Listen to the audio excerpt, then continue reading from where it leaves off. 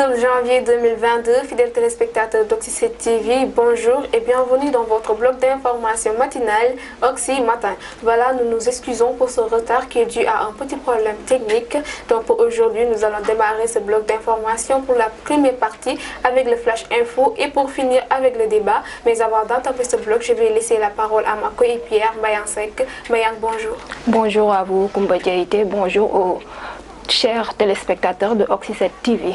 Voilà, donc nous allons démarrer ce bloc d'information tout de suite avec le flash info.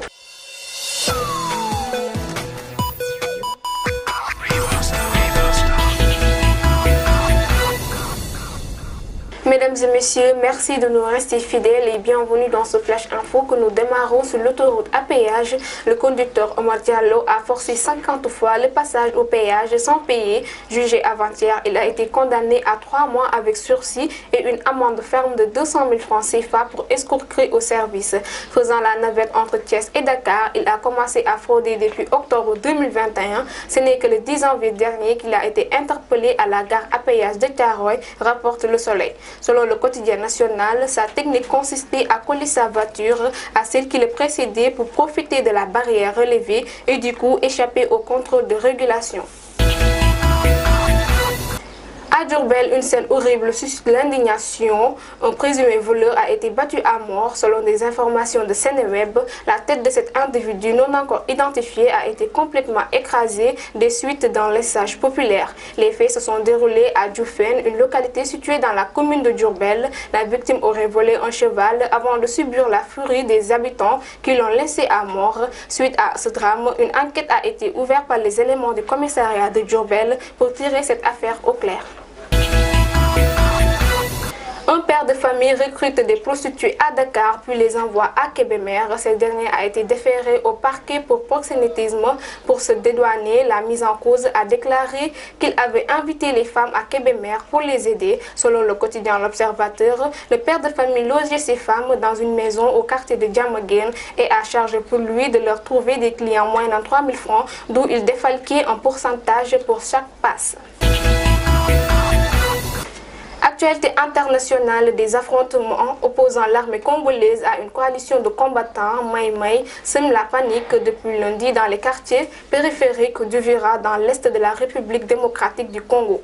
Les balles et des tirs à l'arme lourde ont été entendus alors que des habitants d'Uvira regagnaient leur domicile vers 19h30. La circulation a été interrompue et les boutiques ont été fermées. L'armée congolaise déplore 3 militaires tués, parmi lesquels 2 officiers et 2 civils blessés. Voilà, je vais laisser Mbayang Seck continuer avec l'actualité sportive. Nous démarrons l'actualité sportive avec le Sénégal qui termine leader de la poule B avec 5 points malgré son match nul contre Malawi. La Guinée qui a aussi perdu face au Zimbabwe par 2-1 se qualifie aussi en terminant deuxième du groupe avec 4 points. Le Malawi troisième avec aussi 4 points. Toujours avec l'actualité sportive dans le choc du groupe C. Le Gabon a mené à 2 reprises face au Maroc, mais un superbe coup franc d'Achraf Hakimi a offert le nul et la première de la poule au Lion d'Atlas. C'était tout pour l'actualité sportive. Koumba Diaité. Merci Mbayang Seck. Donc nous allons revenir au plateau dans un instant pour continuer avec le débat.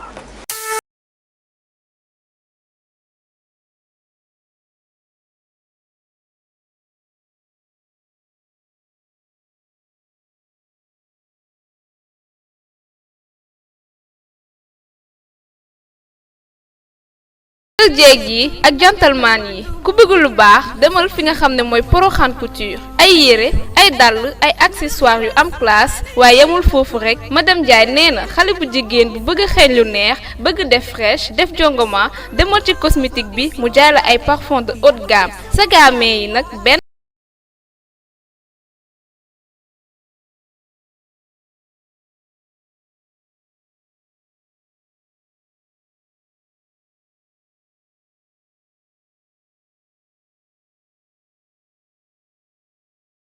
c'est Madame Diagne moo ngi nekk Pikine Icotaf ci tali karo bi woote leen gaaw ci numéro yi 77 712 08 08 77 404 51 38 wala ci 77 570 87 86 Porokhane Couture daal moo mëne. plateau, mesdames et messieurs, nous allons continuer donc ce bloc d'information avec le débat, mais avant tout, nous remercions notre sponsor, Porokhane Couture, et vous pouvez toujours participer dans ce débat en appelant sur le numéro de service commercial, le 77 962 43 43 ou le 70 570 00.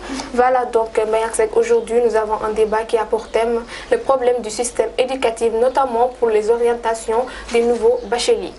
Donc nous avons constaté depuis quelques années que les problèmes des orientations continuent en tout cas à persister dans le pays. Les orientations se font très mal, surtout pour les bacheliers qui réclament en tout cas cela depuis des années. Oui, comme vous l'avez dit, Kumbo, les problèmes d'orientation persistent jusqu'à présent. Ce qui est dû à cela, on peut dire que les bacheliers, les nouveaux bacheliers ont du mal à accéder aux plateformes, c'est-à-dire plateformes Campus N, qui les permet de s'inscrire et d'être orientés dans les universités. On peut dire que c'est une manque d'accessibilité. Effectivement, donc les étudiants ont du mal à comprendre un peu cette plateforme digitale, donc Campus N. Donc, mais aussi ils refusent de se rapprocher à certains étudiants, cela veut dire les anciens étudiants, pour pouvoir les aider à pouvoir s'inscrire sur cette plateforme digitale-là.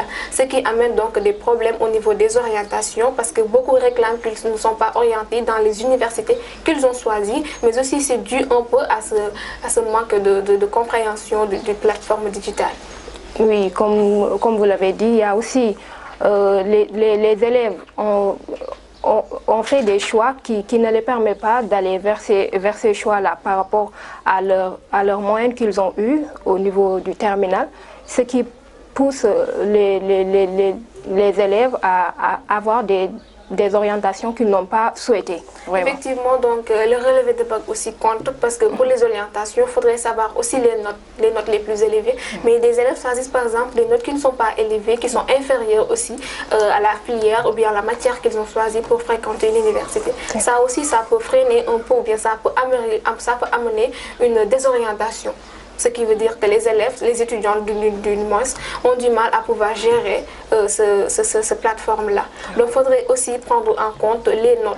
Les notes du relevé du bac, c'est important, ce qui fait que beaucoup d'entre eux sont orientés dans des universités virtuelles. Ils disent que bon, l'État fait ce qu'il veut, mais aussi c'est un peu à cause de leur choix qu'ils ont fait. Certes, la plupart des étudiants sont orientés à l'Université virtuelle du Sénégal, une université que certains critiquent, mais aussi il y a des avantages, on peut dire. Des avantages comme les étudiants ont la possibilité de maîtriser l'outil technologique, mais aussi ça les donne la possibilité de travailler, mais en même temps d'apprendre. Effectivement, ça peut leur permettre d'être dans le milieu professionnel, en même temps de continuer les études, chose qui n'est pas valable pour les autres étudiants des universités publiques. Par exemple, si on prend le cas des étudiants de l'UCAD ou bien des autres universités, c'est possible de pouvoir continuer ses études, mais ça s'arrête là. On ne peut pas travailler, en même temps étudier, chose qui n'est pas valable pour les étudiants de l'UVS, car eux, ils ont la possibilité de pouvoir faire les études, en même temps fréquenter le milieu professionnel. Mais aussi, il y a des inconvénients, il faut souligner cela. Il y a des inconvénients parce qu'au niveau des outils de travail, il y a le retard des machines. L'obtention des machines qui est un problème majeur. Mais aussi au niveau de la connectivité, les étudiants ont du mal à se connecter et à faire leurs cours convenablement, ce qui est aussi déplorable. Effectivement, ici il y a des étudiants qui ont du mal à pouvoir suivre les cours à travers un site ou bien sur une plateforme. Chose qui amène aussi un peu le découragement de certains étudiants, parce qu'ils se disent qu'ils ne peuvent pas continuer à faire des cours sans pour autant voir le professeur ou avoir un moniteur en face qui pourra les aider à suivre correctement des cours. Parce qu'il y a des thèmes qu'on peut souligner, les étudiants n'ont pas cette maîtrise-là, ils n'ont pas maîtrisé tous les thèmes. Donc il y a des problèmes parfois, il faudrait qu'ils aient quelqu'un qui peut les orienter à pouvoir gérer un peu ces thèmes-là et à comprendre surtout. Oui, raison pour laquelle au début des années, les administrateurs de l'UVS ont mis en place des cours présentiels pour les aider à se familiariser avec l'outil, mais aussi de mieux comprendre l'UVS, on peut dire. Et ça les encourage, ces cours présentiels-là, parce que ça motive en tout cas d'autres étudiants qui continuent à faire leurs études au niveau de cette université-là. Mais si nous revenons aussi sur les autres universités publiques, par exemple le cas de l'université de Bambey et autres universités. Donc il y a des problèmes d'amphithéâtre, un manque d'amphithéâtre dans les universités qu'il faut noter, parce que les universités sont surchargées. Il y a énormément d'étudiants et ils ont du mal à accéder aux amphithéâtres, à suivre le cours correctement. C'est vrai, les problèmes ne se limitent pas seulement à l'université virtuelle du Sénégal. Comme vous l'avez cité, l'université de Bambey réclame, les étudiants réclament beaucoup de choses, mais aussi l'université de Saint-Louis. Récemment, les étudiants ont entamé une grève de la faim à cause des mauvaises conditions d'études, ce qui est vraiment déplorable, Kumba. Et aussi il y a des intoxications alimentaires. Si nous revenons toujours à l'université de Bambey, ce qui a causé une grève qui a été déclenchée pendant 10 mois, et au final on a vu que leurs confrères, donc les autres étudiants de l'UCAD et de l'UGB, aussi de l'UAS de Ziguinchor, sont venus aussi pour leur apporter leur aide à cause de cette intoxication alimentaire. Ce qui n'est pas normal, parce que les élèves, les étudiants surtout, sont les futurs cadres de ce pays, donc ils doivent être dans de très bonnes conditions, bien logés, mais aussi bien nourris pour pouvoir s'instruire correctement. Oui, pour rebondir sur ce que vous avez dit, dans le cadre de l'alimentation, on peut dire que c'est l'université Cheikh Anta Diop qui a le plus de moyens par rapport aux autres universités. Si nous regardons l'actualité, c'est l'université de Dakar qui a plus de moyens et plus de propriétés au niveau de l'alimentation. Effectivement, donc l'université de Bambey en tout cas a vraiment déploré cela. Ils ont fait des grèves parce que c'est à cause de ces intoxications alimentaires qu'ils ont perdu un de leurs étudiants du nom de Aline Badara Ndiaye, chose qui n'est pas normale. Et ce qui les a énervés encore, c'est que les cadres des universités n'ont pas réagi après cet incident. Donc ça, c'est un problème qu'il faut noter. Il faudrait vraiment qu'on revoie le système éducatif sénégalais, parce qu'il y a des failles. On ne peut pas tout citer parce qu'il y en a tellement. Mais il faudrait aussi que l'État revoie un peu le système éducatif, effectivement. Alors si nous revenons dans le flash information, donc on a noté une horreur à Diourbel où un voleur a été écrasé. Donc on l'a tué après avoir volé un cheval. Chose qui n'est pas normale, donc c'est des violences. Et on en parlait la semaine dernière des violences où une chasse-femme à Sédhiou a été aussi agressée dans sa propre domicile. Aussi un élève qui a agressé aussi son professeur. Donc c'est des violences répétitives qui continuent en tout cas à persister dans ce pays. Chose qui n'est pas normale. Oui, les violences persistent et sont répétées dans le territoire. Partout on entend des tueries. Ce qui n'est pas salué, ce qui est déplorable. C'est un acte barbare, parce que si nous revenons sur le cas du voleur de Diourbel, plus précisément à Dioufène, donc c'est ça un voleur, c'est vrai, mais on ne devrait pas quand même l'écraser sa tête et le tuer, c'est anormal. Donc c'est une chose qui revenait à la justice. Donc laisser la justice faire son travail, parce qu'ils sont là pour ça. Donc c'est vrai que c'est un acte horrible, c'est un acte barbare et odieux. Il ne fallait pas donc tuer ce voleur-là, mais plutôt le prendre par la main et l'amener à la poste de police pour laisser aussi les policiers gérer cette chose-là. Si, comme vous l'avez dit, ça ressort du travail de la police. Il devrait laisser la police s'occuper de cela. Et aussi, il y aura un problème d'identification du personne. Du défunt, donc on a du mal à identifier la personne. On a écrasé sa tête. Et aussi, ce qui est plus grave, c'est que la population sont en train de couvrir en tout cas les personnes qui ont fait cet acte-là, disant que le voleur est tombé d'un arbre et qu'il est mort subitement. Ça, c'est un mort qui n'est vraiment pas, en tout cas, moi je trouve que c'est un mort qui n'est pas normal. On ne peut pas tomber d'un arbre et tout à coup perdre la vie. Aussi écraser sa tête comme ça, c'est un mort qui est insensé. Voilà. Donc il faudrait aussi que la justice fasse un travail en tout cas pour essayer de tirer cette affaire au clair et enfin mettre la main sur les personnes qui ont fait cet acte horrible là. Donc voilà, le temps ne le permet pas, nous allons nous arrêter là pour aujourd'hui. Nous remercions les fidèles téléspectateurs qui nous ont suivis. Nous remercions également notre sponsor Porokhane Couture. Bayan, je vous laisse terminer. Merci à vous, merci Koumba Diaïté, merci à nos sponsors aussi. Et nous vous donnons rendez-vous demain pour un autre débat. Merci. Excellente journée à tous. Au revoir. À demain, ciao.